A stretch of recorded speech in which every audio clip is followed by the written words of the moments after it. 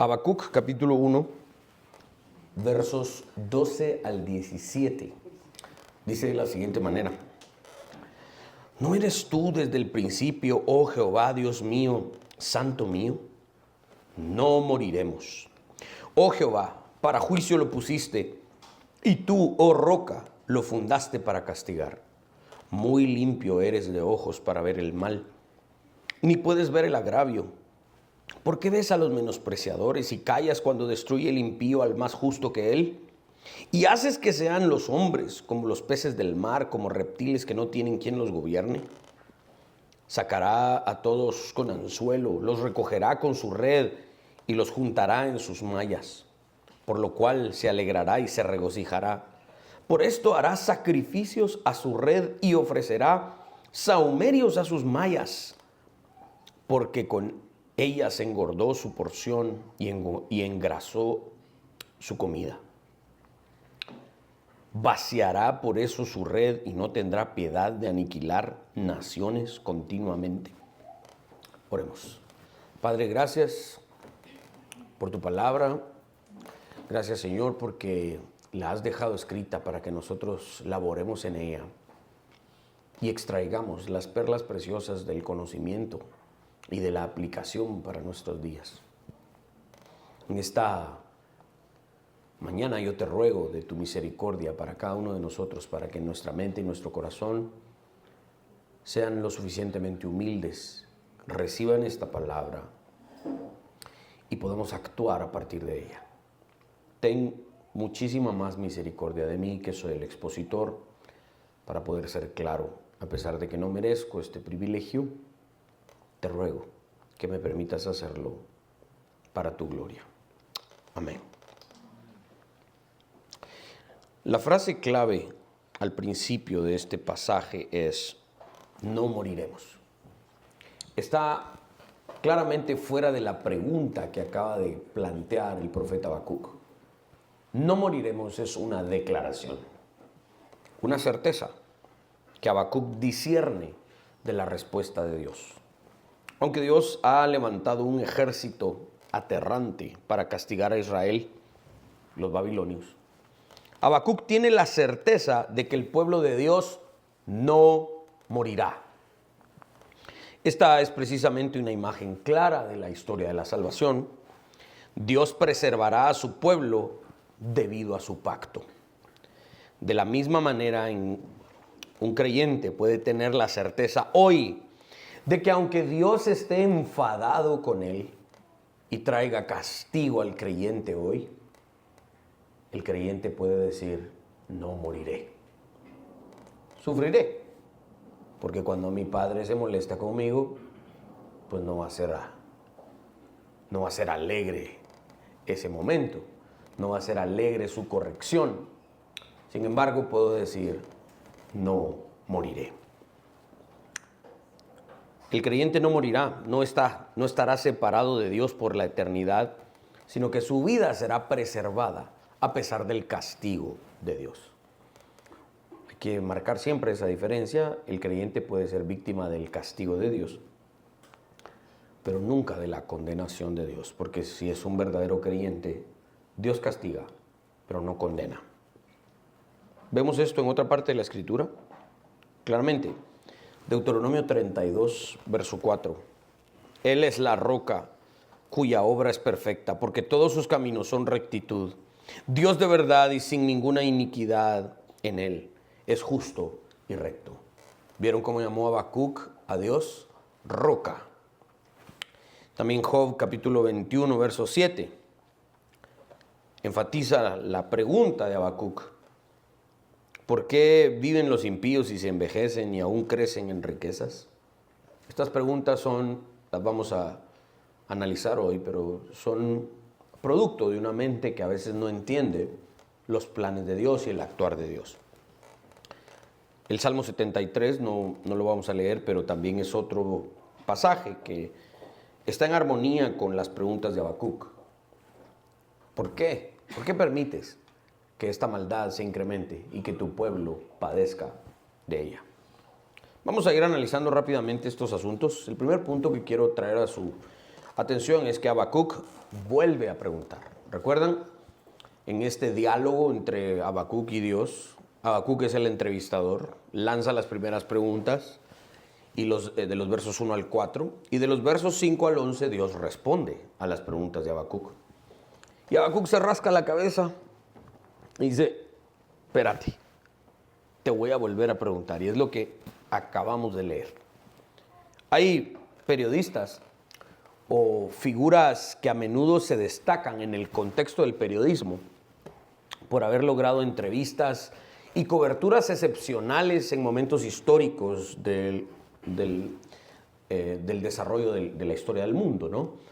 Antes, lamentablemente, el periodismo era una profesión muchísimo más seria, ¿no?, que la que hoy tristemente existe, aunque las redes sociales nos han ayudado a hacer muchas cosas más rápido y todo lo demás, lamentablemente también han servido para disminuir el profesionalismo de muchas personas en algunos aspectos. Y una de las profesiones que más sufrió con todo el avance de las redes sociales es precisamente el periodismo serio.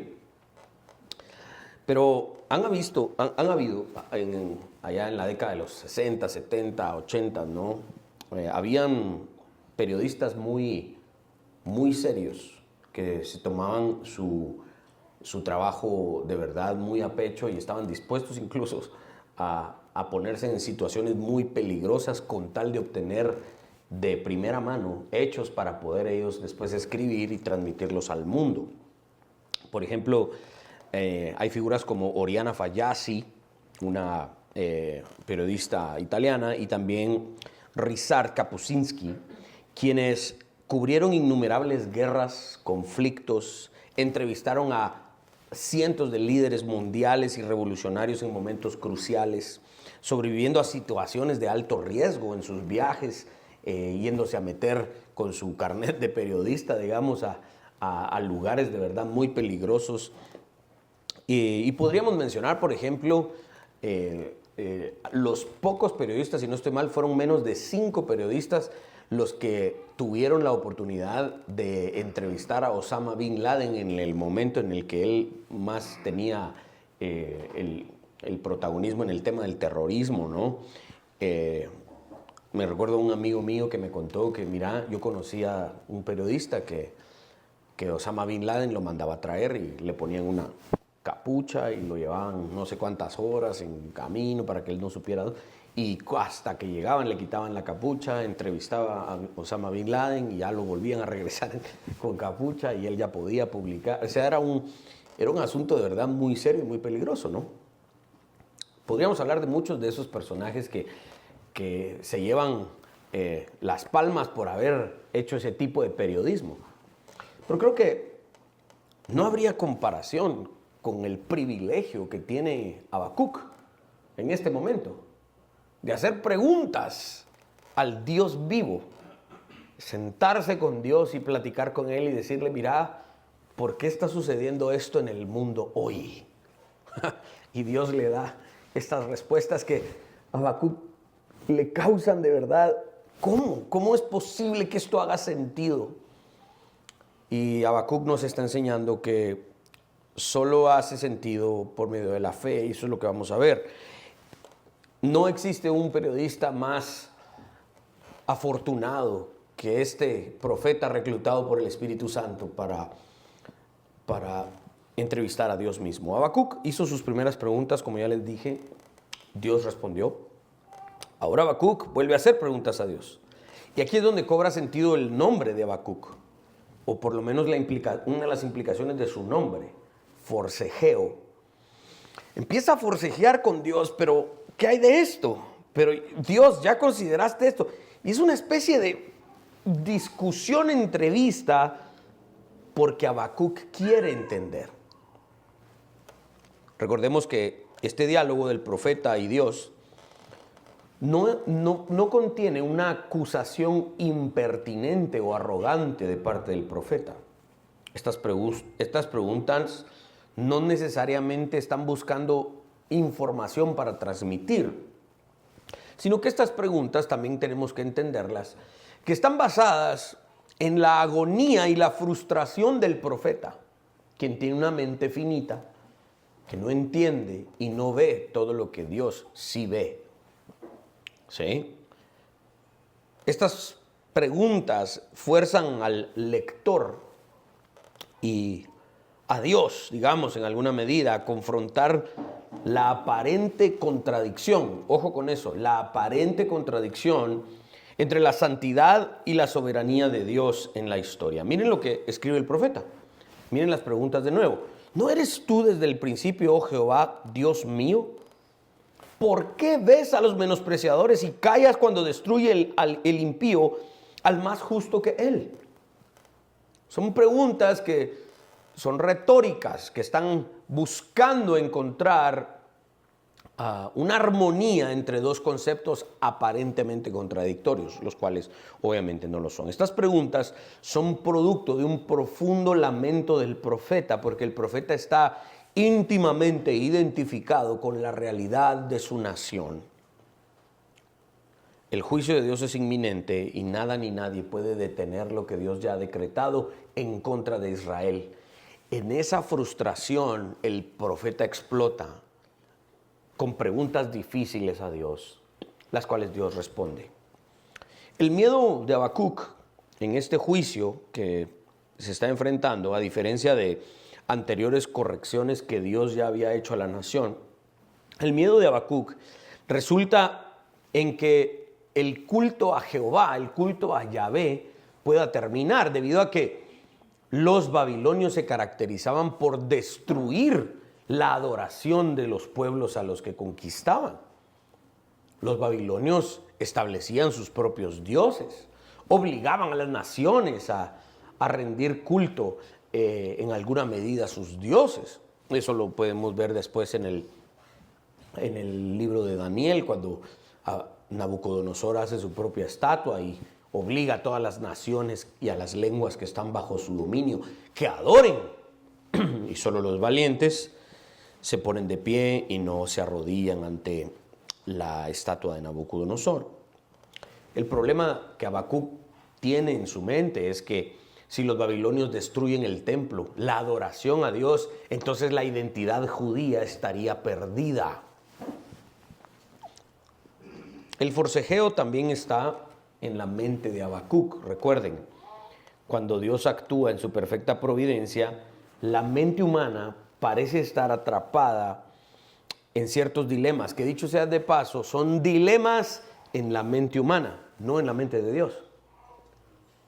Son preguntas y aparentes contradicciones, las cuales el humano está intentando forcejear con ellas para hacer sentido de ellas, pero Dios no. Dios no está forcejeando en su mente, ay, juela, este Habacuc, ¿cómo me preguntó? Ay, ¿cómo le respondo? Dios no es el secretario de prensa de la Casa Blanca con 50 periodistas demócratas que le están queriendo encontrar contradicción y está buscando ahí, ay, ¿cómo le respondo? Dios no está en ningún momento amenazado por preguntas difíciles que ciertos seres humanos puedan elevar en contra de él. Dios no está limitado a las supuestas contradicciones que surgen en la mente humana, finita y pecadora de los seres humanos. Habacuc está intentando armonizar el hecho de que Dios ha levantado su voz y su demanda contra Israel por la maldad de Israel. Pero pareciera que Dios no levanta su voz en contra de otros que son más perversos que Israel.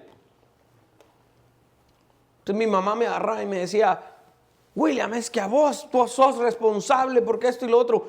Mamá, pero mi hermano, mi hermano hizo esto y lo otro peor de lo que yo hice. Y mi mamá decía, ahorita estoy tratando con vos, deja a tu hermano. Y yo decía, qué injusto que a mí me esté regañando. Y me caía mal cuando me decías que vos sos el más grande, vos tendrías que dar ejemplo. Me frustraba yo. Y en ese momento mi mamá estaba hablando conmigo, no con mi hermano, que dicho sea de paso es más perverso que yo. Nah, son bromas, no, pero son bromas. No, son bromas. Pero el punto es, en ese momento mi mamá estaba hablando conmigo. En ese momento mi mamá estaba lidiando conmigo, con mi maldad, con mi transgresión, con mi responsabilidad. Y eso es lo que Habacuc no entiende. Dios, pero ¿por qué eres tan drástico con nosotros? Mira, los babilonios son peores. Y Dios le está diciendo, espérate, ya vamos a llegar ahí. Y cuando al fin ya mi mamá me hablaba, me castigaba y todo lo demás, y ya procedía a castigar a mi hermano, decía yo, se lo merece. Esto es más o menos lo que está sucediendo acá. Habacuc parece estar luchando con una contradicción en su razonamiento. Si Dios es tan puro de ojos para ver el mal, entonces ¿por qué permite que un pecado más vil que el de Israel venga y suceda? Pregunta claramente que Dios ya cubrió en su primera respuesta, pero Habacuc no está satisfecho con ello. En esta primera respuesta que Dios había dado, Dios había anticipado de que claramente los babilonios eran más perversos que Israel, pero los babilonios también serían juzgados. Pero este era el momento de lidiar con Israel.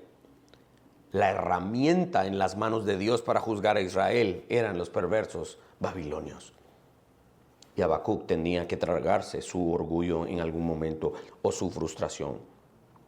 Habacuc, aunque plantea estos asuntos que no logra reconciliar, en alguna manera también tiene la certeza de que Dios, a pesar de estar enfadado con la nación de Israel, no iba a permitir su destrucción, ya que el Señor es fiel a su pacto, a pesar de que su pueblo ha sido quebrantador de su pacto, básicamente desde el principio. Por eso recalcamos el verso 12. No moriremos, dice Habacuc. La fe de Habacuc se aferraba a la roca, que es Dios, incluso cuando el plan de esa roca de Dios parecía estar desmoronando todo. Habacuc avanza hacia una metáfora del pescador en el verso 15. Sacará a todos con anzuelo, los recogerá con su red y los juntará en sus mallas, por lo cual se alegrará y se regocijará. Esta es la figura central de las preguntas de Habacuc. Babilonia es el cazador, el pescador arrogante que atrapa a los hombres como si fueran peces, indefensos, sin guía, sin valor. La red o malla que usa Habacuc en la metáfora representa el poder militar de Babilonia. A la persona que se goza de hacer maldades, ¿cómo se le llama? Aquel que se goza en la maldad, aquel que se goza en que otros sufran. El idioma español nos provee de varios adjetivos. Aquel que se goza en hacer crímenes y que otros sufran por esos crímenes se le llama sádico, se le llama malvado, se le llama monstruo, demonio, depravado, ¿no? Es aquella persona que el sadismo es aquel sentimiento, emoción de obtener placer o satisfacción al infringir dolor, sufrimiento en otras personas. Esto era exactamente lo que eran los babilonios. Eran sádicos, eran monstruos, eran demonios perversos. Y se gozaban, se alegraban, obtenían una satisfacción cuando los pueblos que ellos conquistaban sufrían. Era horrible el operar de los babilonios. Abrir a las mujeres embarazadas y sacar a los bebés del vientre y estrellarlos en la pared. Era algo de verdad sádico y se gozaban en ese tipo de cosas. Eso es lo que Habacuc está diciendo. No estoy lidiando con alguien. Dios, no nos estás mandando a alguien que es igual a nosotros. Nos estás mandando a alguien que es peor que nosotros. Y Dios dice, sí. Y esta es la consecuencia de sus actos, oh Israel. Esta es la forma acertadísima de Habacuc de describir a los babilonios en esta metáfora del pescador arrogante, abusivo, sádico, que simplemente está destruyendo por destruir. Por tal razón, si un humano pecador e imperfecto puede ver este sadismo de los caldeos, si un humano pecador como Habacuc se aterra del sadismo y la perversión de los babilonios, Habacuc dice, si yo, Dios, estoy tan disgustado por esto, ¿cómo no tú puedes estar disgustado si tus ojos son más puros que los míos? Eso es lo que Habacuc está peleando en su mente. Según Habacuc, si yo fuera Dios, no castigaría tan duramente a Israel. Pero eso es lo que Dios le dice a Habacuc. Pero tú no eres Dios. Yo soy Dios. Por lo tanto, te tienes que sentar a observar la grandeza de mi juicio y de mi ira, la cual, por dura que te parezca, es justa. Versos 16 y 17, el sacrificio a la red. Por esto hará sacrificios a su red y ofrecerá sahumerios a sus mallas, porque con ellas engordó su porción y engrasó su comida. En la metáfora de Habacuc, esta es la ironía narrativa más profunda que podemos ver. El instrumento de Dios, Babilonia, adorando su propia fuerza, asegurando que su propio juicio vendrá. En la Biblia de Ginebra se comenta lo siguiente, ayúdame. Es decir, que los enemigos se adulan y se glorían de su propia fuerza, poder e ingenio. La idolatría de la fuerza o el culto a la red, que es lo que están haciendo aquí los babilonios. El verso 16 tiene esta importancia histórica y cultural enorme debido a la religión babilónica. En ese momento la religión babilónica era el militarismo. Voy a explicar un poquito esto. El pecado de la idolatría militarista de Babilonia se entiende mejor conociendo a los dioses principales del panteón de los babilonios. Y esto no fue común de los babilonios. Posteriormente podemos ver que Roma puso su confianza y su fe en su ejército. Esto era una idolatría, la adoración al poder militar era algo bastante común en los imperios de la antigüedad. Pero en los babilonios era muchísimo más claro. Por ejemplo, habían dos dioses, un dios y una diosa, falsos obviamente, Marduk e Ishtar. Eran deidades cruciales que claramente eran los dioses babilonios del poder, la guerra y la autosuficiencia que Habacuc está lamentando. Marduk, el dios patrón y señor de Babilonia, era el dios supremo de la ciudad de Babilonia y se convirtió en la deidad principal de todo el imperio. Se le consideraba el dios de la justicia, la curación, la magia, sobre todo la sabiduría y el poder militar. Marduk para ellos era el vencedor cósmico. Su ascenso a la supremacía se narra en el mito de los escritos apócrifos del Génesis babilónico. Recuerden que habían otros Génesis que circulaban en ese entonces, pero ninguno era inspirado excepto el de Moisés, ¿verdad? En el relato de la creación babilónica se llamaba el Enuma Elish.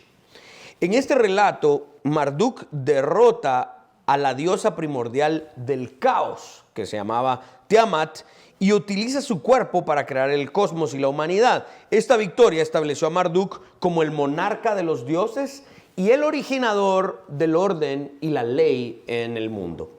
Era el dios imperial de la guerra y era invocado por los reyes babilónicos. Adivinen quién invocó a este rey. Nabucodonosor, el instrumento de Dios para castigar a Israel. Nabucodonosor invocó a Marduk para asegurar la victoria en sus batallas. Las campañas militares se presentaban como ejecución de la voluntad de Marduk. Nabucodonosor llegó a las naciones que conquistó y decía: yo simplemente estoy haciendo la voluntad de mi Dios. ¿Ven cómo no hay neutralidad? Todas las naciones van a proclamar un Dios. todas las religiones van a proclamar la voluntad de un ente superior a ellos. Y cuando alguien dice, no, no existe un ente superior a nosotros, esta es nuestra voluntad, adivinen a quién están adorando. A sí mismos. Es un pecado aún más grande.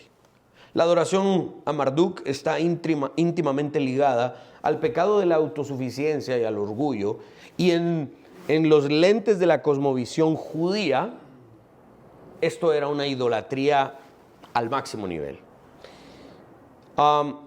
Se atribuían las victorias a Marduk y los babilonios esencialmente estaban glorificando el concepto de la fuerza imperial y la superioridad babilónica sobre las demás naciones. Por eso es que Habacuc dice, le dan sacrificios a su red, a sus mayas ofrecen sacrificios. Mayas de verdad, no de los nuestros, dijo que no de los que nosotros venimos, sino a las mallas de pescar, las redes de pescar, en la metáfora, Habacuc está diciendo, los babilonios adoran a su Dios de la guerra y están adorando a su propia fuerza militar. El concepto aquí es el concepto de la esnaginación, que significa creerse el propio poder.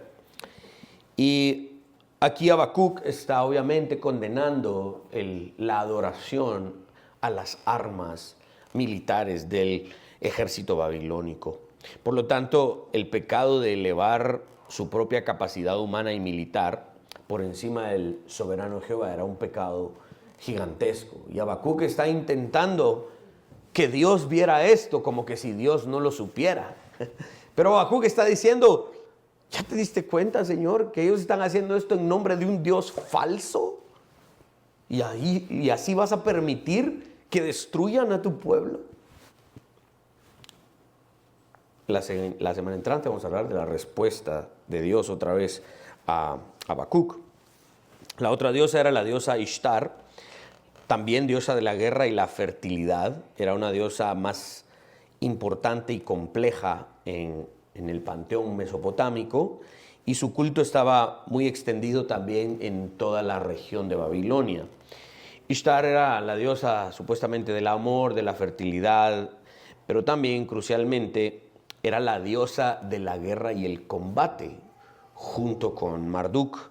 Era la patrona de la batalla, según los babilonios, y se representaba generalmente en figuras crípticas, armada, ¿no?, con bastantes armas de guerra, y los soldados y los reyes la veneraban fervientemente antes de sus campañas militares. La naturaleza de Ishtar como diosa de la guerra se relacionaba directamente con su crueldad. Ella era la que supuestamente mandaba a los ejércitos babilónicos a saquear a las demás ciudades. Cuando los babilonios derrotaban al ejército, no se quedaban solamente en la victoria, sino que decían, recuerden que la diosa Ishtar también nos manda a destruir y a saquear la ciudad. Entonces no era suficiente solo de derrotar al ejército, era la voluntad de esta diosa falsa.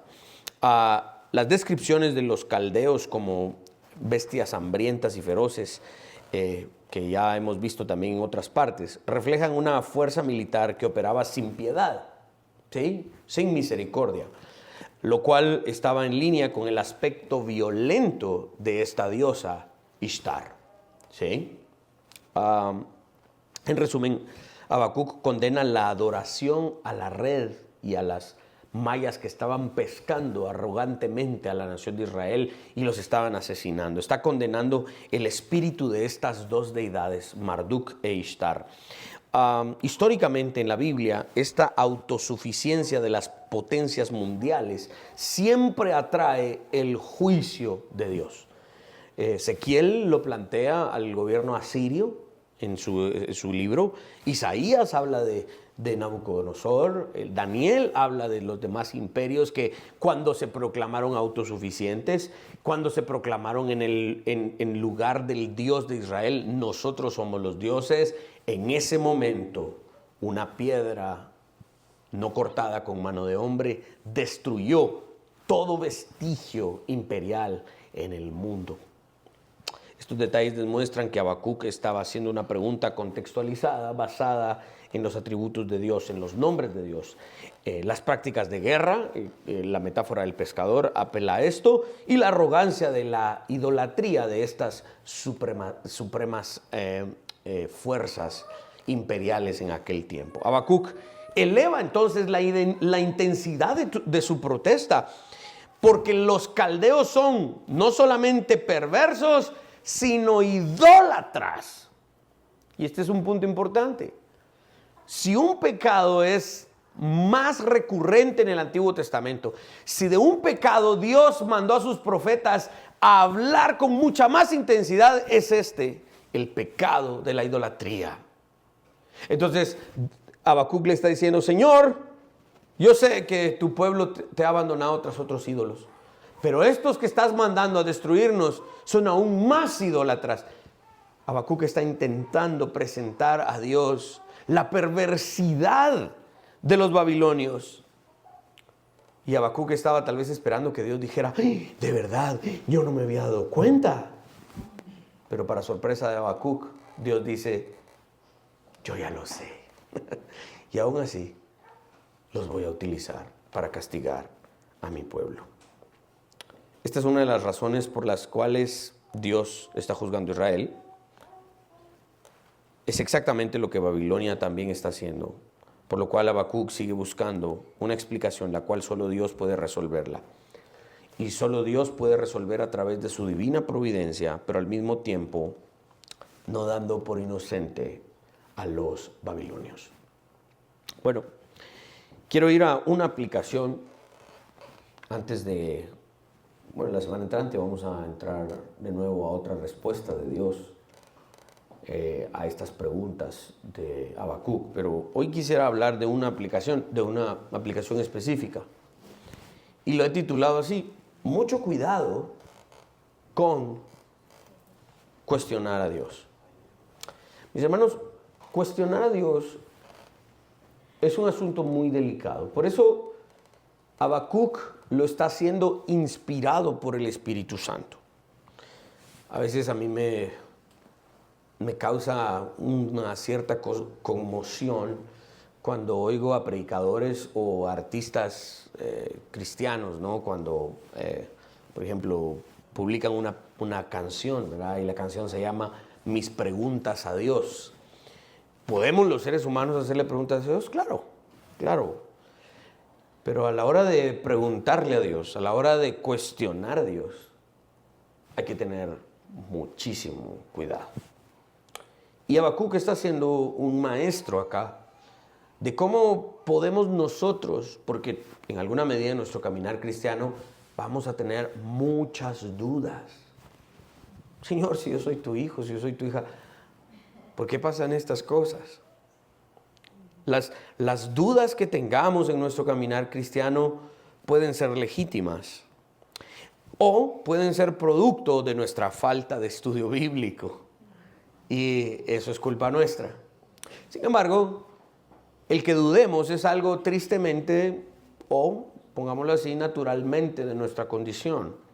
Somos pecadores. Y si no fuésemos pecadores, de todas maneras tendríamos preguntas, porque somos criaturas. No somos el creador. Entonces, las preguntas son legítimas, tal como Habacuc las tiene.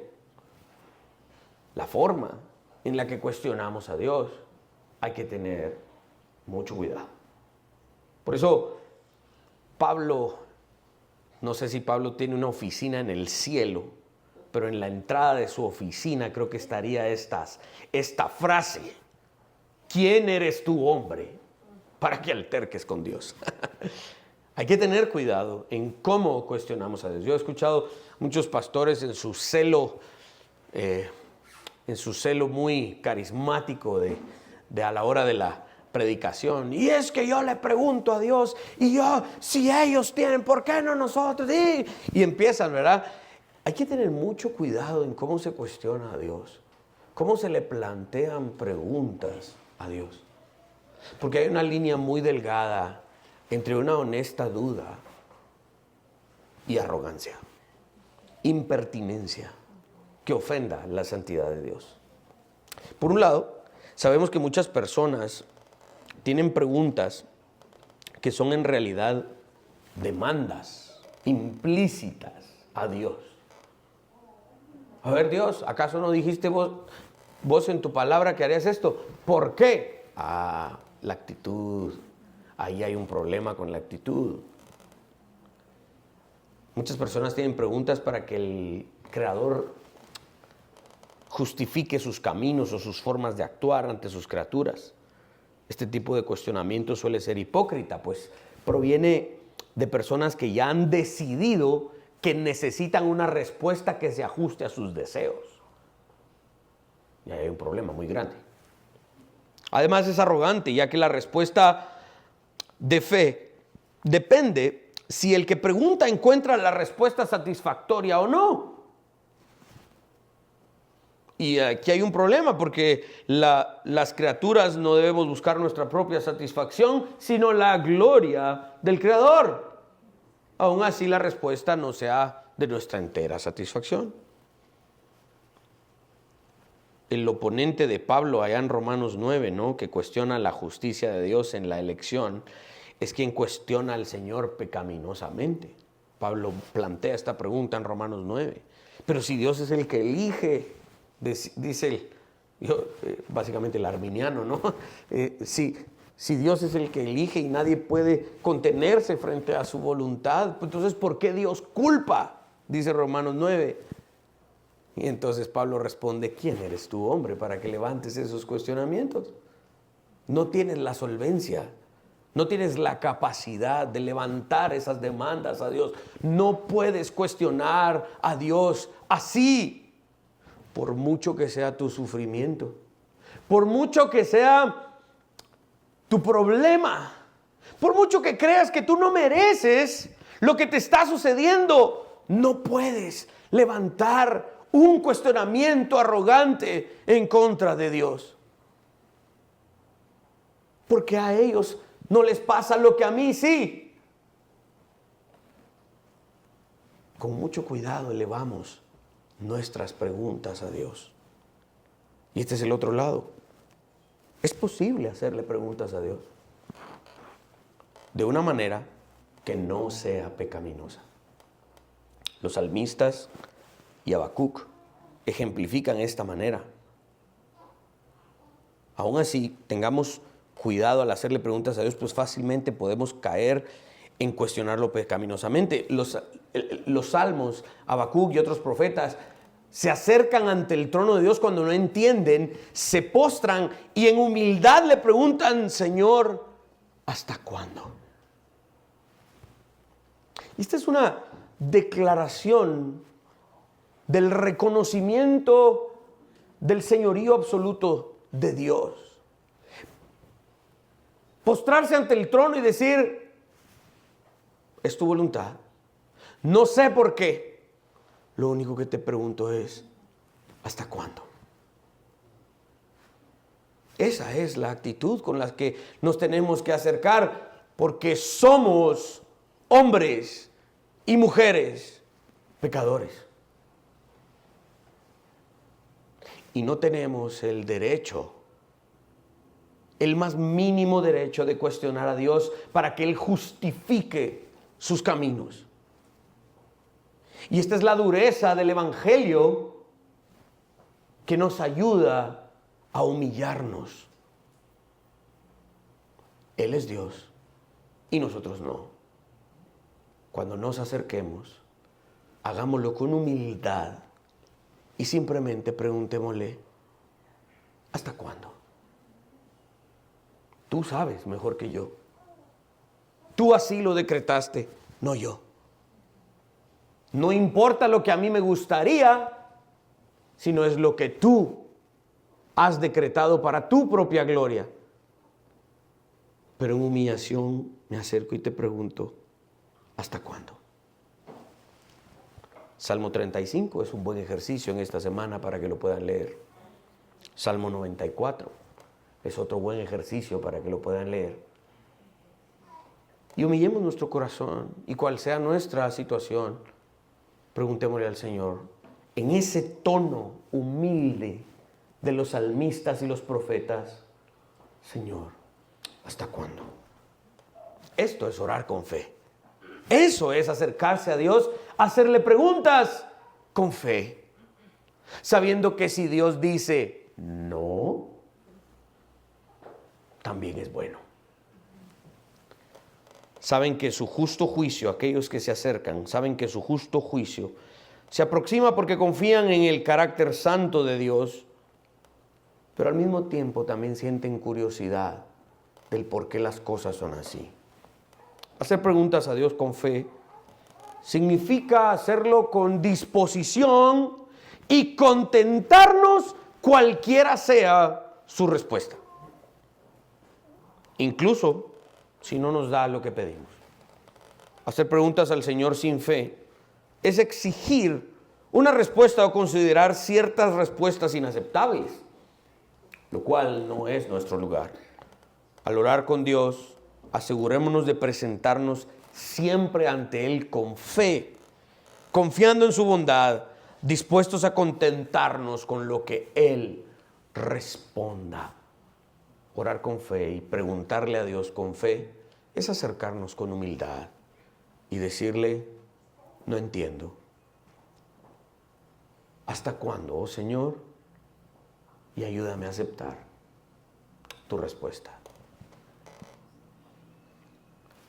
Esta era la petición de Agustín de Hipona cuando iba a ser ya destruido el Imperio Romano al final del siglo V. Agustín finalmente decía: sea lo que sea, dame la gracia para aceptar tu voluntad. Porque yo, ¿qué puedo hacer? Frente a tu providencia y a tu voluntad, no puedo hacer nada. Solo dame la gracia para aceptar tu respuesta. ¿Se puede cuestionar a Dios sin pecar? Claro, con fe, entendiendo nuestro lugar de criaturas y no del Creador. Pongámonos de pie.